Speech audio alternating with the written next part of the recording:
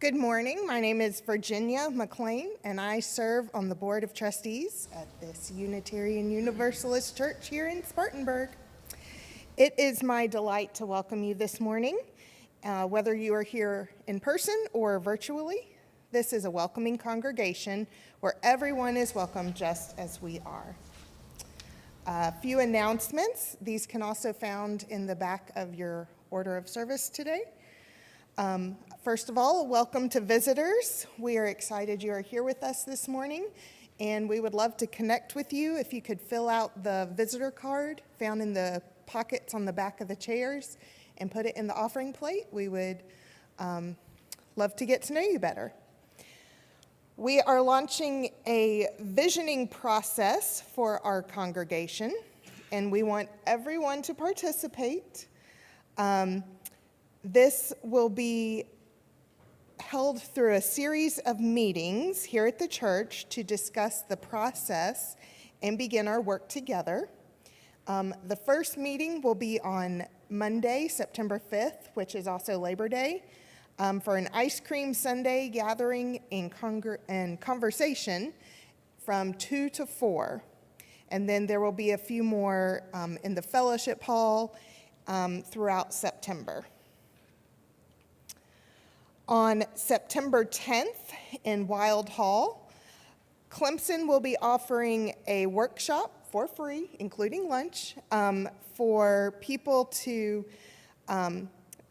how to connect and have a higher performance of teams through head, heart, and hands. You can contact Claire Van Stant and Andy Gellum, Leadership Development Chairs, by September 5th to register. If you are interested in membership here at our church, we are offering a membership class on Sunday afternoon, October 9th, following the morning service. Lunch will be provided, and you can see Deb Williams to sign up. We are having a conscious dialogue on voting justice today, right after service. We will gather in the fellowship hall, and we are going to discuss the work of the voting justice team, which has been leading us to become a good trouble congregation all summer. Thank you for making this place of warmth and kindness every time we gather across all of our differences. This world can be a hard place. Together, we can make it better. Thank you.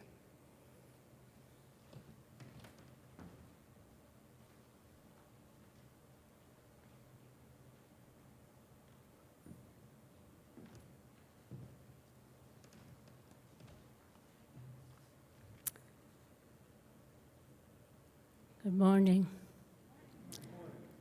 One of the best parts of being worship associate substitute today is getting to look out at this sea of beautiful people in front of me and behind me.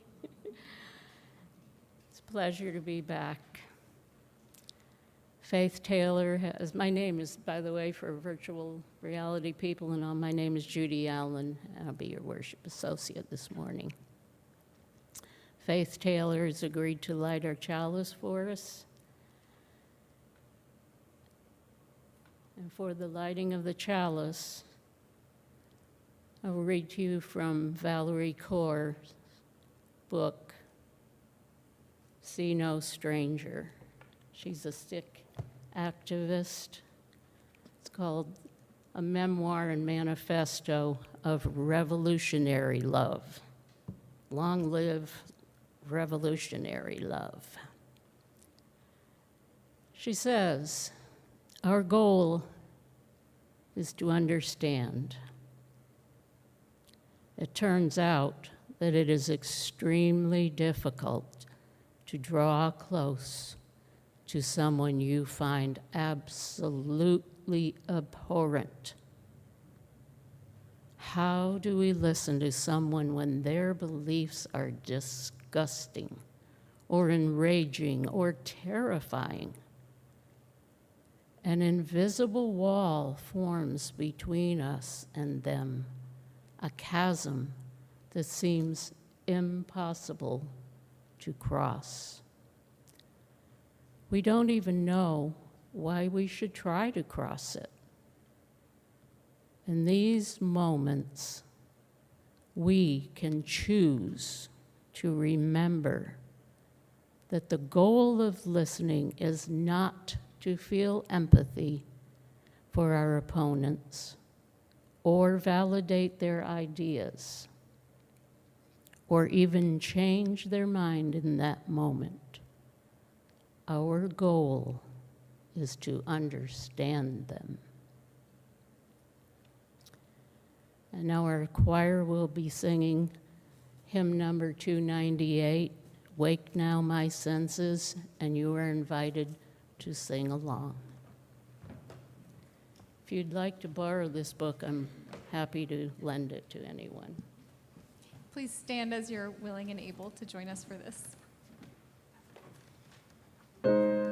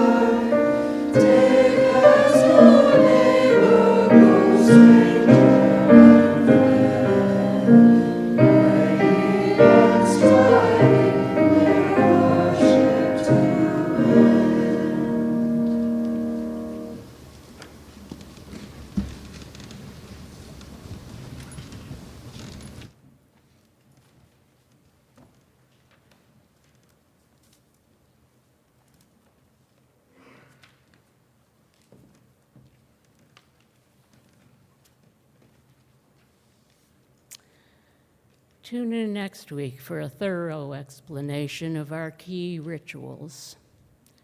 Today, I want to keep short the introductions to the Rippling Bowl, the Covenant, and our greetings time, because we need time after the service to eat, schmooze, and raise our consciousness at the meeting. I will place a stone or a shell in the rippling water bowl to represent the concerns and joys of those out there in the virtual world.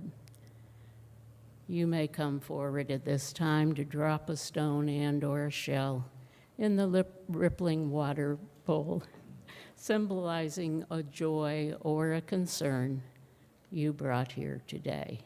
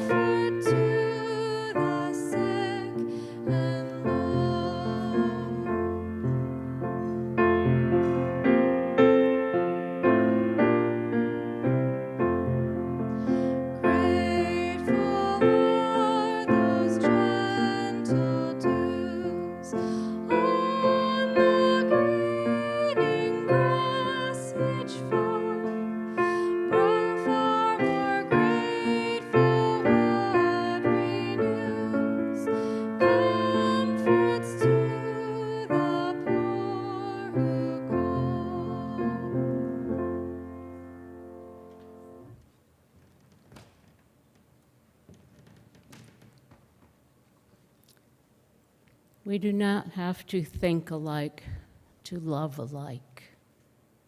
Our covenant states who we are and how we wish to be amongst ourselves and in the greater community. It's found in the order of service. Shall we begin? We are a people of faith and hope. Together we covenant to strive to become our better selves, to honor both the critical mind and the generous heart, to prove that diversity need not mean divisiveness, and to respond to systems of love and oppression with a love beyond belief. Moving on from the reverent to the slightly less reverent, perhaps, it is time to greet one another, keeping in mind how much space each dear person needs around them to feel comfortable. Some folks need only a silent, quiet, bowing acknowledgement of their divine presence with no expectation of conversation.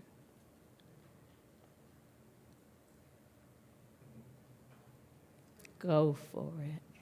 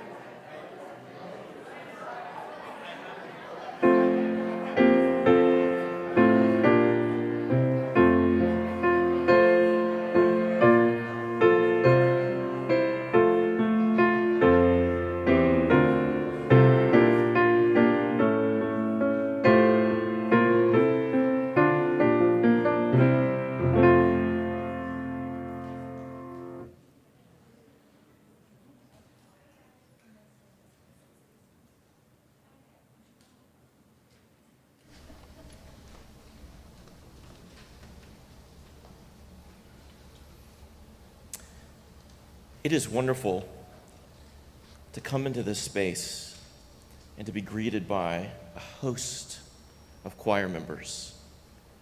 Not just one choir, but two. As these people lead us, let us share our gifts.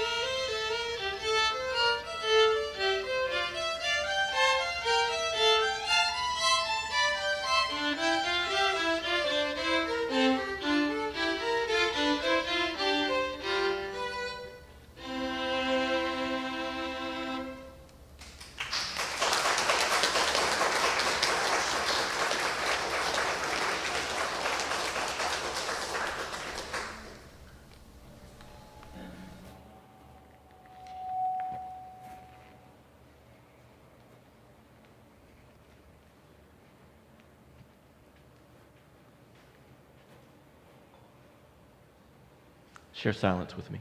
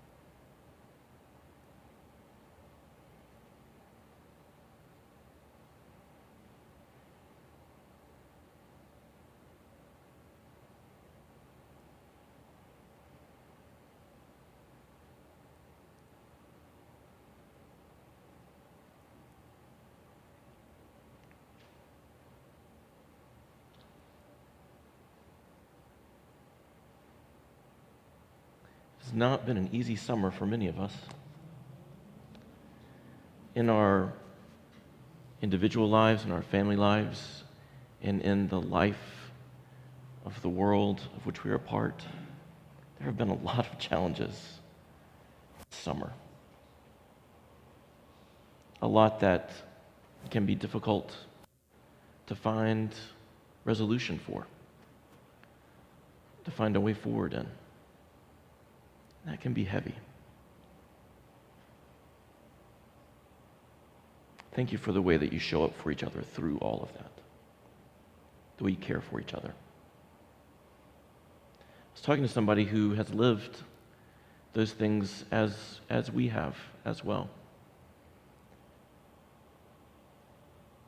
All of the anxiety, all the worry that we have experienced, they have been experiencing too.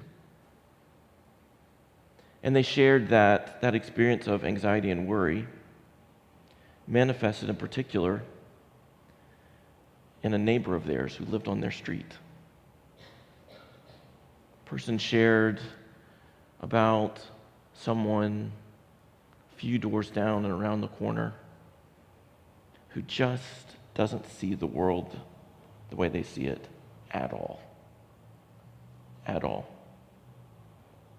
Religiously, and by the shows that play through the window off the big screen TV on the opposite wall, it would seem that politically they don't see the world in the same way at all. And through the isolation of the pandemic and the separateness that we all experienced, those differences grew even greater, hardened and entrenched. This person shared how tense even just walks in the neighborhood could be, going past this neighbor's house and encountering that neighbor, and how just a few words could send the whole day into a tailspin. So much anxiety and tension, and then the very people that we share our immediate world with. people who live right next to us, seeming to be worlds apart. But the connection that we share means that we affect each other. And the effect of this neighbor is very, very difficult. And this person, reflecting on the situation, undertook one of the greatest works that I've heard of all summer. And I've heard of some pretty great things. I've heard of protesters showing up at county council meetings. I've heard of people writing beautiful speeches and delivering them. I've heard of ministers sitting in front of Senate committees and answering a barrage of questions with brilliance and compassion and justice. I've heard of some pretty amazing things. I've watched our social justice team organize for voting all summer long. They're going to invite us to do that again after the service is over. I've seen brilliant work done. But this, to my mind, is the greatest work that I have seen all summer. This person, for whom just walks in the neighborhood had become difficult, kept taking their walks and kept going by the house of the neighbor with whom they had nothing in common. And when they would encounter that neighbor, if only for a few moments, they would strike up a conversation. Now, with great wisdom, when the conversation veered in certain directions, they would have an appointment they had to go to and leave. But they intentionally built connection with this person with whom they had so little in common and who they found so disruptive in their life. And over days that became weeks, became months, they did this practice. Not easy, especially in the blazing hot summer sun, but with commitment. Commitment. Every day, an encounter. Every day, a connection. Not falsely agreeing with another person's point of view. Not signing on to things that are intolerable in the mind of this person. Not giving ground one bit, but crossing ground to just build a connection. And over time, the conversations could extend just a little bit and could step in to more troubled waters before they needed to step out. Day after day. And eventually these conversations covered a whole range of territory.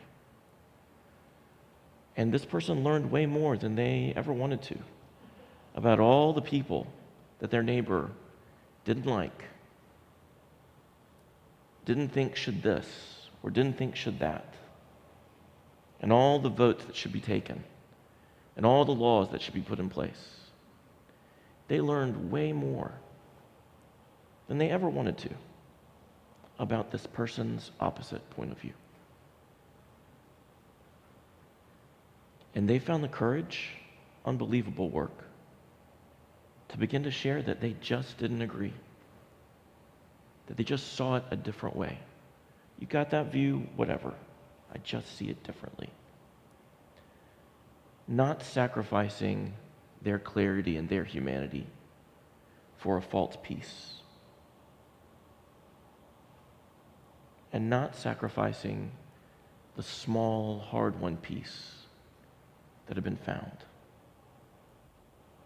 Without aggression, holding one's own in relationship with the other person. Hard work. And then another family moved to the neighborhood.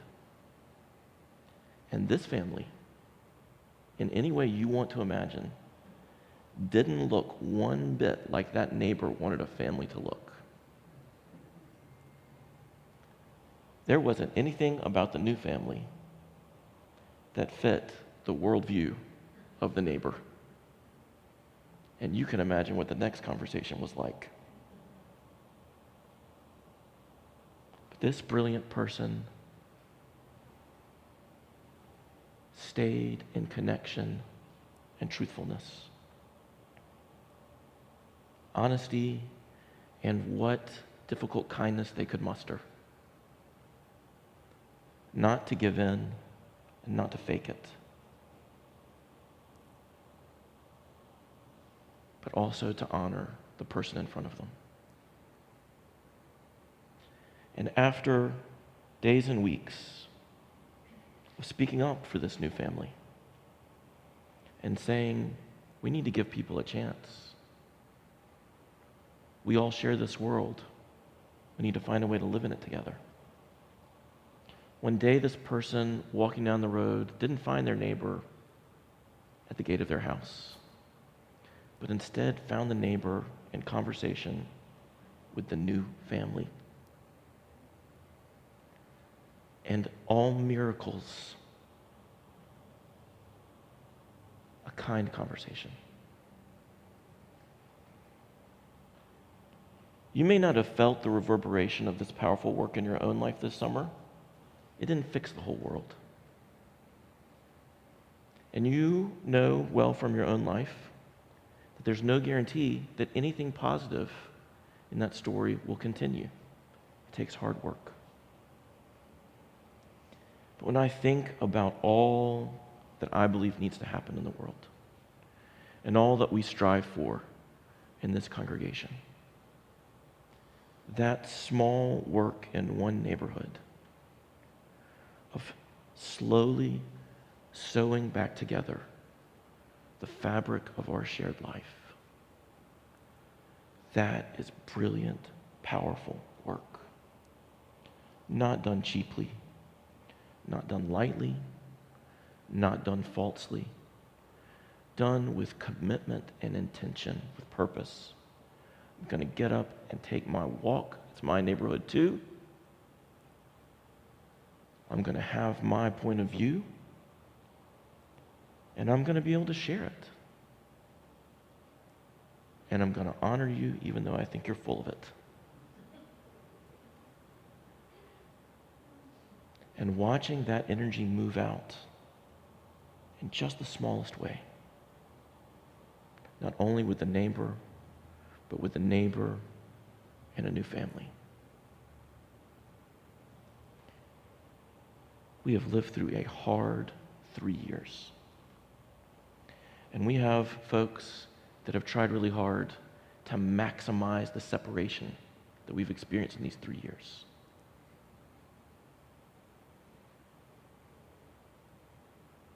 We have found our process as a society for making decisions and charting a path forward fraught with distrust and violence and separation, scapegoating and stereotyping. All the things that get in the way of finding common purpose together. When that person in their neighborhood does the slow work of connecting in truthfulness and kindness, they are doing the work of rebuilding a democracy that other people have tried to blow apart. I think of democracy in our society often as a car. Maybe this is on my mind because I have several nieces and nephews who are now behind wheels, so I think about cars a lot. And children asking lots of questions about when they'll be driving in a few very short years. You know, when we're driving a car, if all we use is the brake, we will go nowhere forever. It's not even really driving if all you do is put your foot on the brake. And when you drive a car, if all you use is the accelerator, you will go somewhere extremely fast and then never again. To drive a car well, you need a brake and an accelerator. And you have to figure out how to use them in a relationship with each other, in tandem. It feels to me like we're living in a world where people are screaming at each other to either only lay down on the brake or only lay down on the accelerator. And the car is just shaking, because it doesn't know where to go. I don't know what would happen if I sat in my car and put my foot all the way down on the brake and all the way down on the accelerator for as long as I possibly could. My car's in rough enough shape as it is. I don't think it's going to end very well. Life in the world together means finding direction and purpose with each other and working out a way to know when to speed up and when to slow down. I felt it in the life of our congregation. You know, when the pandemic hit and all of a sudden we were all virtual, it was like we were at the bottom of a huge hill and we didn't know how big the hill was going to be. And we needed to gun it to get as much momentum as we could to get our way up that hill. And who knew that it was going to be a hill that lasted 2 years? But at a certain point, when you crest the hill, you need that brake. Or it's going to be like one of those TV shows where the car just goes flying over the hill and you don't know where you'll land. Sometimes we got to push hard and get ourselves going. Jumpstart ourselves and really move. And exactly because we do that, sometimes we got to put the brake down and slow down and reassess, figure out what's going on.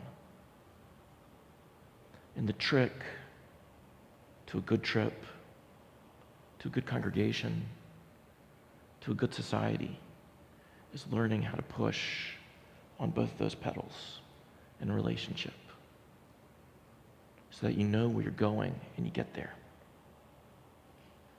And the worst thing of all is when all the clowns inside the car try to grab the steering wheel at the same time and go in each of their directions. Got to find direction. We're living through a hard time. And we've spent all summer talking about voting justice, welcoming guest speakers to speak with us about voting justice. Because one of the deepest values of our tradition is democratic practice.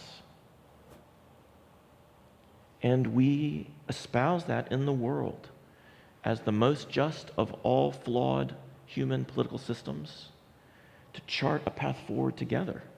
Sometimes more on the brake, sometimes more on the accelerator. And dear God, can we please find some common purpose, common direction? I know it can get a little uncomfortable when we bring in these speakers or bring in the old speakers to talk about these things because it is tough stuff in our world. And then get right to the edge of partisanship.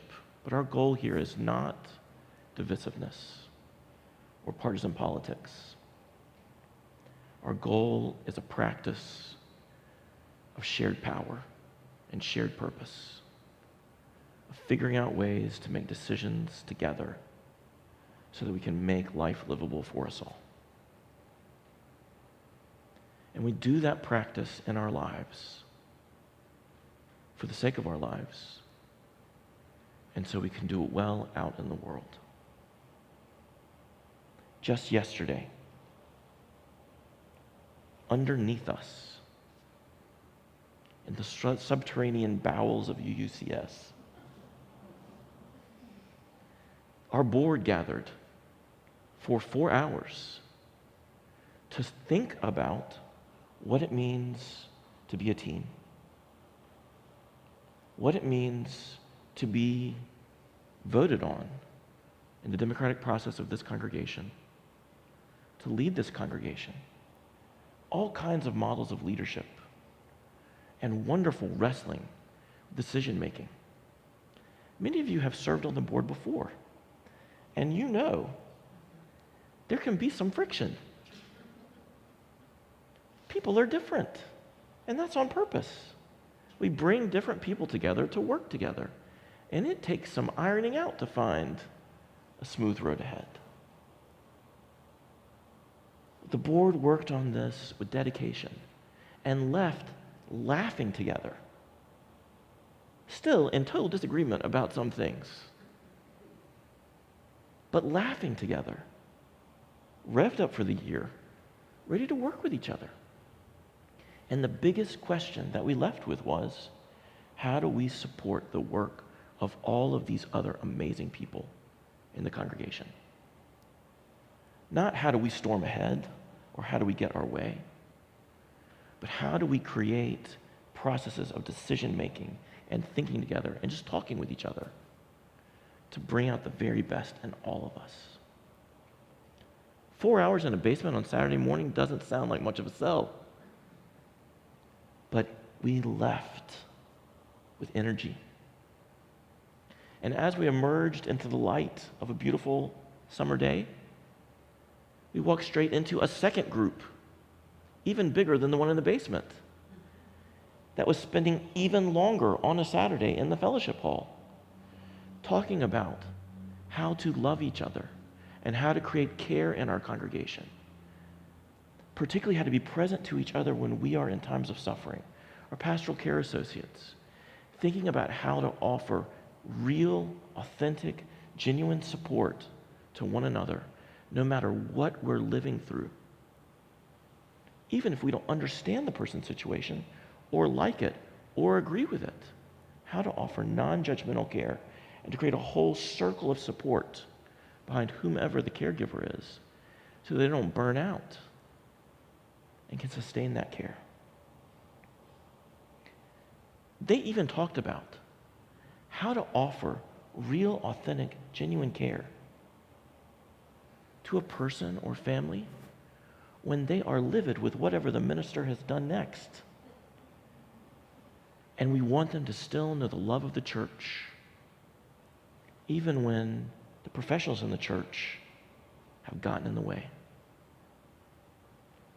Difficult, honest, loving conversation. And people left joyful. Today, whenever it is that I get finished,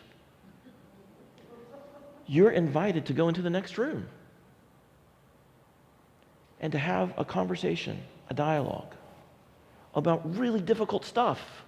What a sell. Come for an hour and a half without your lunch and talk about voting in our country and racism. Doesn't that sound like fun? That's the kind of place that this is. We go straight into the challenge with each other. And we do it with intention and deliberateness, not casually. A group has been planning this for months and intensively over the last month. And everything is prepared for us so that when we go into that space, you can say whatever dadgum thing you want to say with kindness and truthfulness. You're invited to completely disagree with me or anybody else within our work together, figuring out what direction to turn our car in and drive together so that we make headway in a world that is mired in hundreds of years of running over each other with our cars.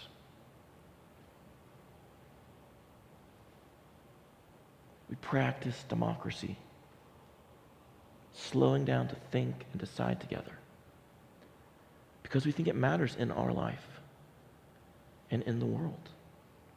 Tomorrow, yesterday, today, tomorrow, another group from the church will meet and we'll talk about all kinds of things that lie in our immediate future.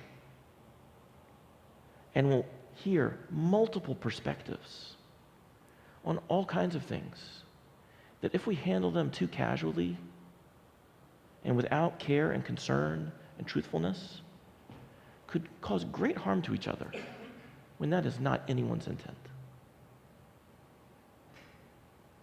Things that seem so simple and yet are enormously complex. And if we allow them to be, enormously rich. Like what gender sign should go on a bathroom? And if we want to be a place of love and welcome for everyone, how do we make our restrooms a place of belonging for people of every gender expression? How do we do that? It's just one of the questions. And it's not going to be solved tomorrow. And there are going to be more perspectives than there are people in the room. But we are going to practice sitting and talking with each other, listening to each other and holding each other, and holding the people in this congregation that we love, and holding the people in our community that we want to welcome, that know they can come here when they can't go other places. Holding all of that difficulty and richness to try to find shared purpose and direction with each other.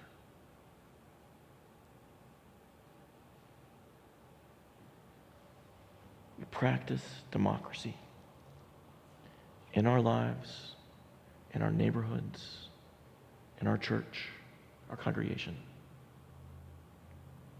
in order to build a world. I was talking to the facilitator who was downstairs in the bowels of the church yesterday. It's this guy who goes all around the world and does this. I don't know how we got him. But he said, "Thanks for making time to be here. I can't imagine what my job would be like if I hadn't shown up." And I said, "Are you kidding me? I love this stuff." And I probably believe almost too much, that a group of people thinking together, finding a way forward together, can literally create a new world. And this person, who's worked with hospitals and military bases and defense outlets and businesses and universities and even UU churches, said, "Absolutely."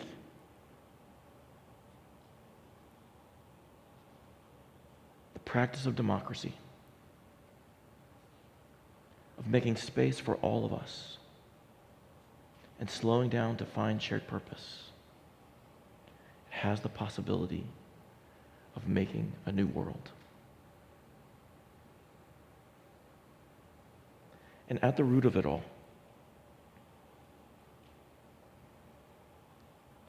there's something that connects us, that urges us in this way. We give it many different names and sometimes no name at all. It's very basic, very practical. It's very simple. And it's very powerful. And it is just the fact that we live in the world together and that our lives affect each other. And so we have a choice every day. How will your life affect mine? And how will my life affect yours? Because we're going to affect each other. One of our principles is the democratic process.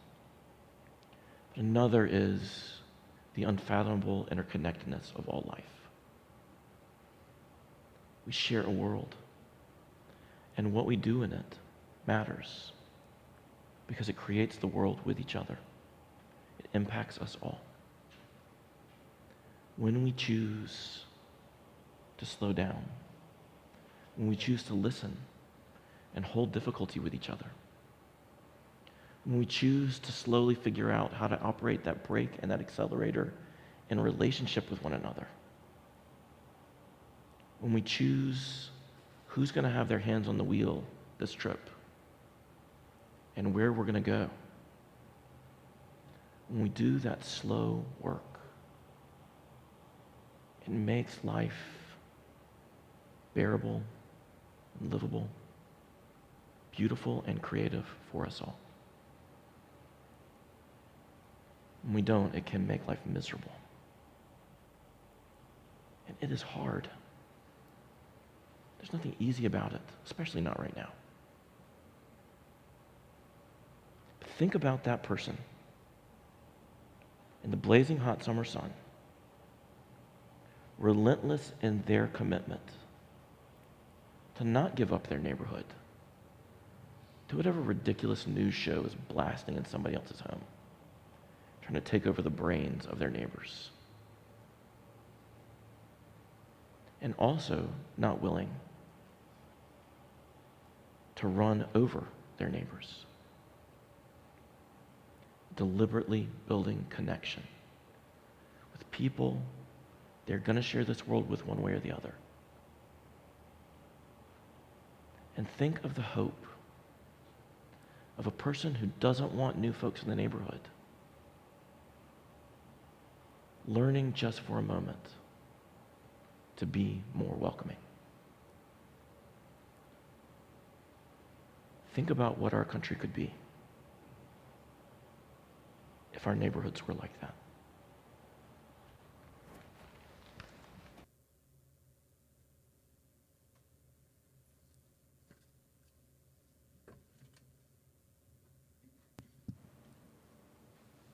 Please stand as you're able and join me in singing hymn number 315 in your gray hymnal.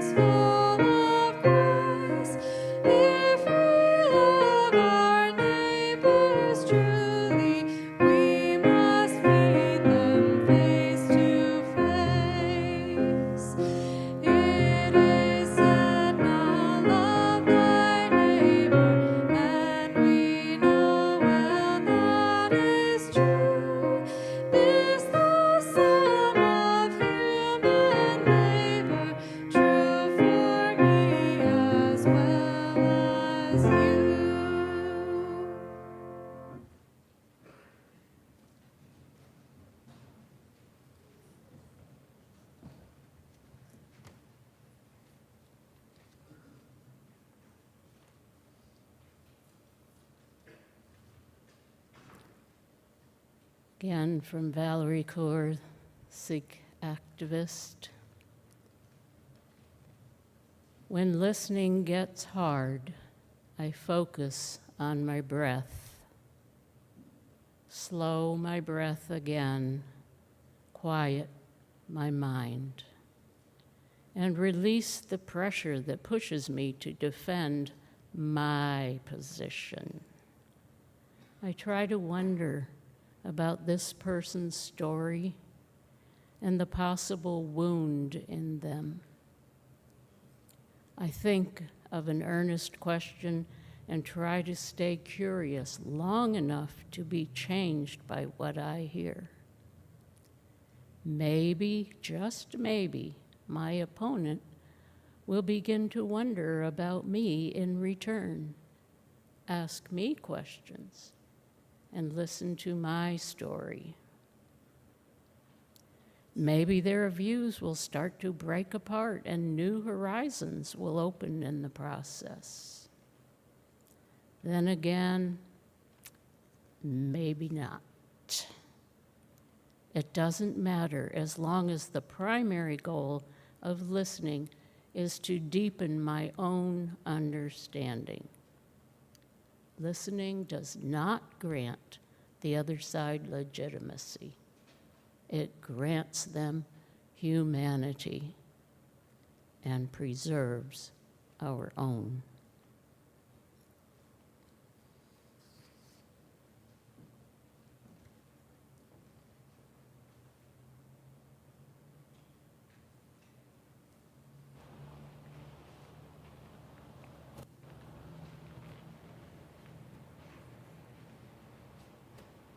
When we share silence together, it's a space that can be whatever you need it to be. But one of the things that it is intended to be is a basic, practical experience of the radical interconnectedness we share with each other and with the whole world. Share that connection with me for just a moment.